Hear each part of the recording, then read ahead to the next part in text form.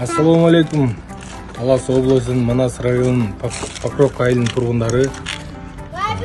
Ушул көптөн күткөн биздин чакан ишканабыз ачылайын деп турат. Бизге кыз келиндер, балдар керек, жумушчулар керек. Немиз ишин көрсөтөбүз.